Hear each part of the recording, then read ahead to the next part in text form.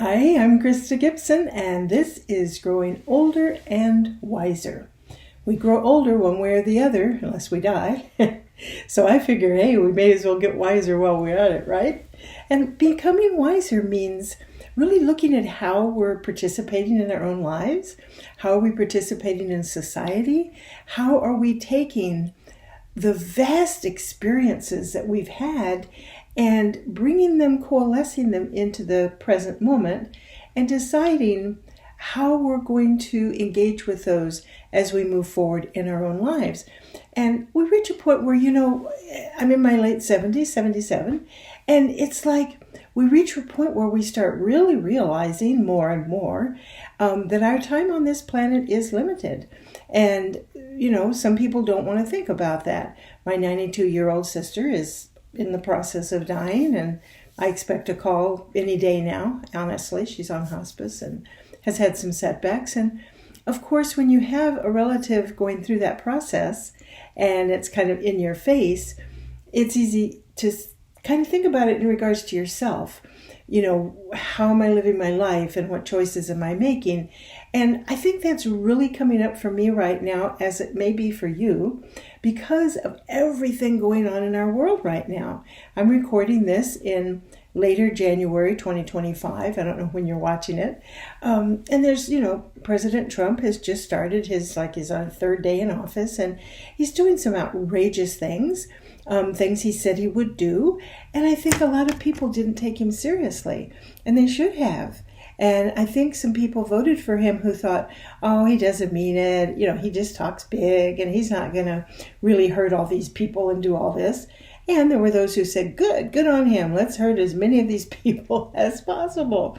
And one of the things we saw happen this week was the Episcopal woman, bishop, who spoke up directly to Trump in a church during a service, basically asking him to follow Jesus' teachings of being compassionate towards others and having mercy on people, which of course it went nowhere with him. And I think she knew it wouldn't, but she spoke up. And for us, it's like, okay, how are we participating? And I know I talked about this last week when I talked about how can we help, but it goes even deeper than that. It goes, how are we living our lives? What choices are you and I making? What are we doing as far as self-care? What are we doing as far as our legacy, our emotional, mental, spiritual legacy that we're going to leave? Whether it's through children or through works we've done or just our thoughts and feelings, which is one of the things that we can do right now. Many of us are not in a position to, either because we don't want to or physically can't, or, it just isn't our time. We're not likely to get out there so much in March and carry on that way. Awesome for those who can. I support them. For those of us who can't, there's a lot of other things. And the main thing that we can do is, number one, don't look away from what's going on. Don't hide from it. Acknowledge it face on and say, okay, here's what's going on. This is the truth. Don't like it. Realize this is the pimple or boil that I've talked about forever. And now other people are seeing it this way. That a lot of this stuff just has to come to the surface so that the regular people who don't think about these things very often see what happens with, power and money and what these people have been about for a long time. And eventually that pimple, that boil is going to pop. And that's a lot of what's going on right now. It's growing to the point where it can pop. I hope it happens sooner rather than later.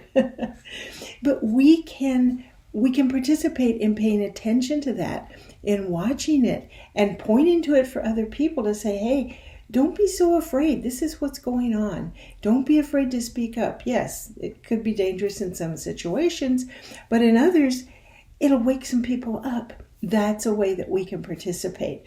But making choices in how we live our daily lives, the things that we do, the places we go, and the people we spend time with, meanwhile, really, really shining our light as best we can. It's one of the very best ways that we can participate, no matter our age, no matter our physical condition. So that's kind of really what I have to say to you this week. I know there's so much going on.